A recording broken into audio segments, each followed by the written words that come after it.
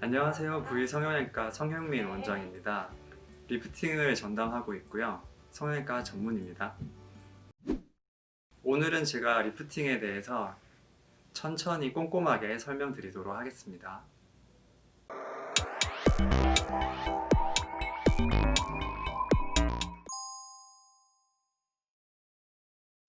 네, 가능합니다. 물론 좀 더 효과적으로 결과를 얻기 위해서는 몇 가지 병행하는 시술이 필요한데요. 얼굴 윤곽에 따라서 볼륨을 채워주는 곳과 줄여주는 곳이 필요하게 됩니다. 그래서 필러나 보톡스 그리고 윤곽 주사 같은 것들을 같이 하는 게 많이 도움이 될 수 있습니다. 주기적으로 받으면 좀 더 효과적으로 결과를 얻어낼 수 있습니다. 예전에는 한 번에 많은 양의 실을 한 번에 넣었다면 지금은 오히려 두 번, 세 번으로 나눠서 작은 개수의 실을 넣어서 좀 더 오래도록 효과를 유지하도록 하는 것이 좀 더 좋은 것 같습니다. 네, 충분히 가능하고요. 사실 30-40 대보다 20 대가 조금 더 좋은 결과를 얻고 있습니다.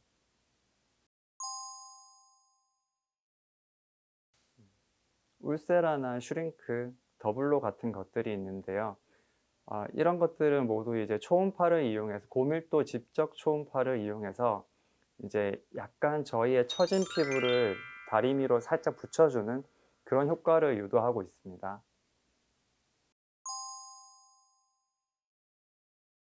실리프팅에는 민트나 캐번, 슬로나 이런 것들과 PDO 성분으로 된 이제 녹는 실들과 아니면 이제 녹지 않는 실, 엘라스틱 군 같은 것들이 있습니다. 각각의 마다 이제 좋은 점과 단점이 있는데요. 환자의 체형이나 얼굴 모양, 그 피부 톤, 피부 두께 같은 것들에 따라서 적절한 방법을 선택하는 것이 가장 중요할 수 있고요. 그 같은 환자에서도 부위에 따라 다른 실을 컴바인해서 하는 경우가 좀 더 효과적입니다.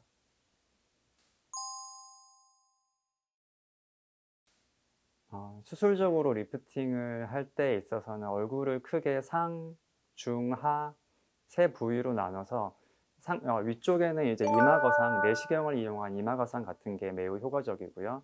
중안면 같은 경우에는 이제 눈썹 처짐, 그리고 눈 아래쪽에 하안검 처짐 같은 거를 개선할 수 있는 눈 수술 위주로 시행을 하게 되고요. 이제 하안면은 이제 안면 거상을 통해서 완벽한 V라인을 만들기 위해 이제 같이 수술을 하고 있습니다. 얼굴형이나 이제 피부의 처진 정도 그리고 피부가 얼마나 두꺼운지에 따라서 많이 달라질 수 있는데요. 일반적으로 이제 턱 라인이 무너지는 경우에 나이가 많이 들어 보이기 때문에 우선적으로 안면 거상이 필요할 수 있고요. 그 피부 처짐이 많이 심하지 않은 경우에는 안면 거상 없이 실리프팅으로 하안면 리프팅의 효과를 얻어낼 수 있습니다. 그리고 이제 환자에 따라서 눈썹이 처진 분이나 눈 아래쪽에 하안검이 심하신 분들은 그 부위에 맞는 수술을 같이 하는 게 좋습니다. 대부분은 이제 안면 거상이나 실리프팅만 단독으로 시행한 경우에는 이제 이마 쪽의 주름이 좀 더 도드라져 보이는 경우가 많기 때문에 저 같으면 보통은 이제 내시경 이마 거상술을 같이 하기를 많이 권유드리고 있습니다. 많은 분들이 여기에 대해서 질문을 하시곤 하는데요. 일반적으로 실리프팅을 봤을 때 이제 실을 삽입했다고 해서 피부 탄력이 떨어지거나 그 피부 노화가 가속화된다고 보기는 사실상 힘들고요.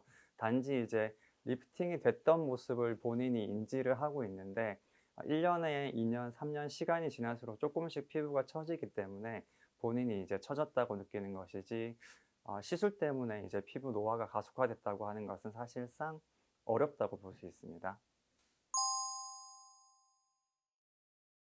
시술 후에 이제 약간의 통증이나 이제 딱딱한 음식을 씹을 때 묵직한 느낌이 들 수는 있는데요.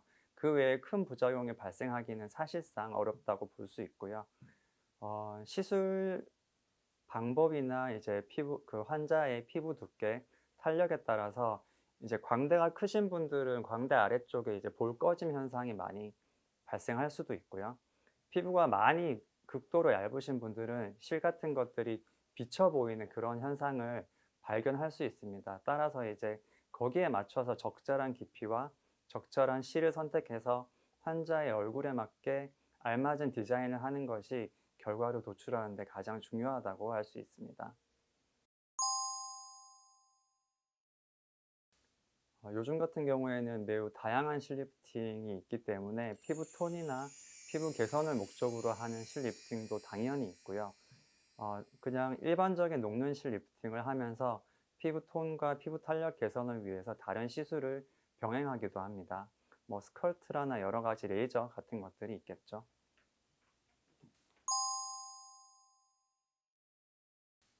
네, 당연히 가능하고요. 이제 리프팅을 할 때 일반적으로 필러나 보톡스를 같이 시술하는 편입니다. 왜냐하면 얼굴에 윤곽이 너무 드러나지 않고 부드러운 얼굴형일수록 더 아름답다고 생각하기 때문에 일반적으로는 대부분 같이 시술을 하고 있습니다.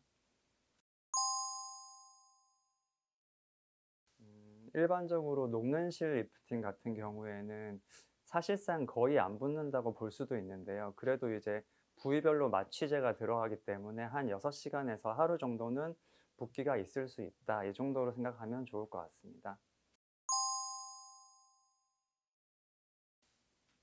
볼살이 꺼질 수 있습니다. 왜냐하면 이제 한국인들 같은 경우에는 전형적으로 광대가 크고 볼이 꺼진 분들이 많기 때문에 그런 분들은 볼 페임 현상이 더욱 더 잘 발생할 수 있을 텐데요.